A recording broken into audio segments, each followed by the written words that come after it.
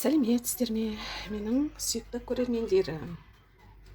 Мен сіздерге осы көп уақыттан бері мынау киви деген жаңағы жеміс бар ғой. Сол кивидің қалай үй жағдайында қалай өсіруге болатындығы жайында видео түсіргім келген болатын. Соның бір сәті бір түспей жүрген болатын еді. Бүгін міне кивидің сәті түсіп отыр. Мінекей киви жемісінің ортасы жасыл болады. Мінекей қара кішкене дәндері болады. Осы дәндерді жаңағы дымқыл салфетка қағазға орап, пластмасс жаңағы тамақтан босаған ыдыстың ішіне салып, күніге 1-2 мезгіл ашып қойып, сол дымқыл ылғалдылығын сақтап, 1-2 аптадай тұрды. 2 аптадан асып, уже 15 күн бола бастаған кезде жаңағы кішкене ғана түбінен, жаңағы дәндердің әрбір дәннің түбінен кішкене тамыры ақшылданып қылтиып шыға бастады. Содан кейін мен оларды сол енді анау салфетканың арасында тұрғаннан кейін оны алудың өзі қиын ғой, жұқа салфетка жыртылып кетеді. Мен салфеткасымен мынау ыдыстың ішіне топырақты дайындадым да, сол салфеткада арасында тұр ғой, ашып бетін қайтадан жапқан ғой. Сол салфеткасымен мына топырақтың ішіне әкеліп жаңағы орналастырдым да, бетіне 5 миллиметрдей қайтадан топырақ сеуіп қойдым. Топырақты жаңағы жаңбырдың суымен аздап дымқылдап суардым. Көп су құйған жоқпын. Сосын кәдімгі салафан қалта дейміз ғой, салафан мешок. Сол салафан мешоктың ішіне салып, мына тарелкамды ақырын аузын астына қарай бүктеңкіреп, осы жарық жерге қойып қойдым. Міне оны қойғаныма да шынымызды айтуымыз керек, жаңағы 2 аптадай уақыт болды. Сол 2 аптада мінекей мұншалықты өсті. Ең бірінші қылтиып шыққанда былай шыққан, мына жерде бар ғой, міне бір кішкентай тұр ғой, мына жерде. Осындай болып шықты. Одан кейін мынадай болды, кішкене үлкейді. Енді мынадай болып 3-ші жапырақтарын шығарып жатыр. Кейбіреулері тіпті қарама-қарсы 4-шіде жапырақтарын шығарып жатқандар бар. Мінекей киви жемісінде жаңағы ешқандай қиындығы жоқ, құпиясы жоқ. Кәдімгідей дәндерін жұқалап тіліп алып, сосын дәндерін жеке-жеке жаңағы былай не болмаса суға, банкіге салып, кесеге салып, жаңағы жұқа тілінгенді былай 1-2-3 мәрте араластырып жіберсе, өзі дәндері жеке шығып түседі. Сол дәндерді мінекей салфетка қағаздың арасында 2 аптадай ұстағанда жаңағы өзінен өзі шетінен әппақ болып тамыры шыға бастады. Міне кейбіреулерінің шетінде, мына бір жерді байқасаңыздар, мына көрсетіп тұрған жерінде әлі жапырақтың ұшында кивидің дәні әлі түспей тұр. Кейбіреулері түсіп қалды. Ол маңызды емес.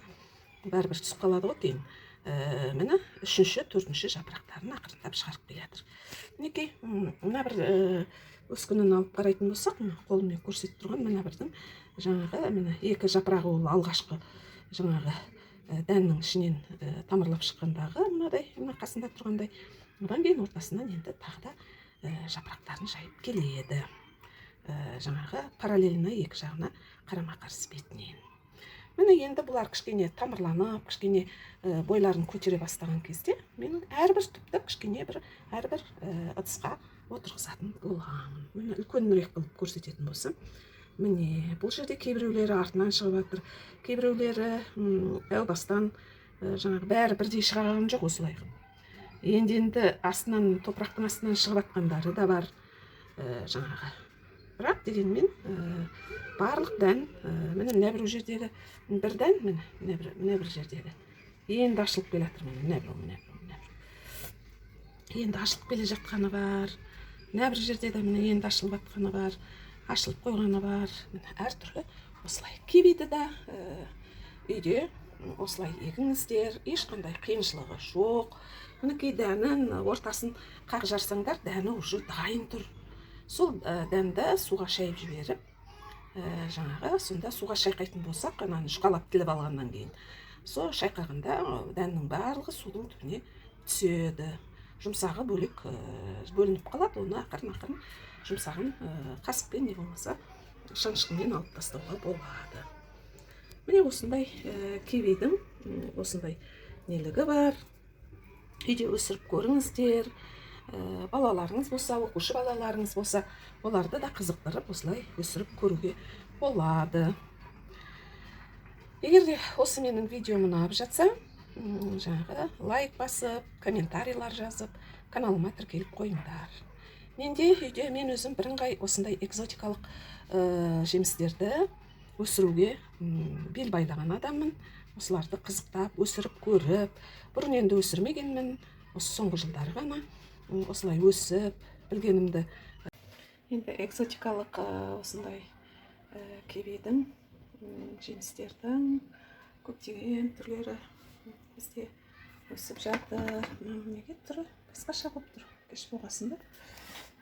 Бұлай қойса жақсы болады екен. Мінекей кивидің тым бермей тұр. Мынау жап-жасыл тәрелкеде. Былайынша мұның түрі басқаша болып жатыр, жарайды. Мінекей экзотикалық жемістерден мына жерде мына анар өсіп тұр, алмашы өсіп келе жатыр. Мынау арасындағы жапырағының жиегі ерек-ерек болып шығып келе жатқан мынау салтанат алмасы 2-3 штук болып тұр. Мынау биік жапырағы жіңішке шетте тұрғандар бұлар анар ағашы. Мына жерде мына арасында лимон мен апельсин, мандарин тұр. Мынау анар ағашы міне жеке 2 тал. Мына жерде жаңғақ өсіп келеді, мына жапырақтарын жайып. Мінекей жеке көрсететін болсам, жаңғақ екенін білу үшін түбіндегі дәніне қараймыз. Мінекей бұл да жайқалып жапырағын өсіп келеді. Мына жерде имбир өсіп жатыр. Мінекей қарап отырсақ, мынау бұрышта құрма, Ташкент құрмасы екеуі өсіп тұрған. Мінекей мына екеуі Ташкент құрмасы. Ана жақта да басқа өсіп жатқандар бар. Мен тек қана осы кухнядағы терезе алдындағы өсіп тұрған жемістерді көрсетіп жатырмын. Мінекей осылайша бүгін біз кивиді қалай егу туралы ақпаратты алдық. Қош сау болыңыздар. Барлығы да сіздер үшін жасалып жатқан нәрсе. Үйренейік, осыны егейік. Өзімізге өзіміз қуаныш сыйлайық.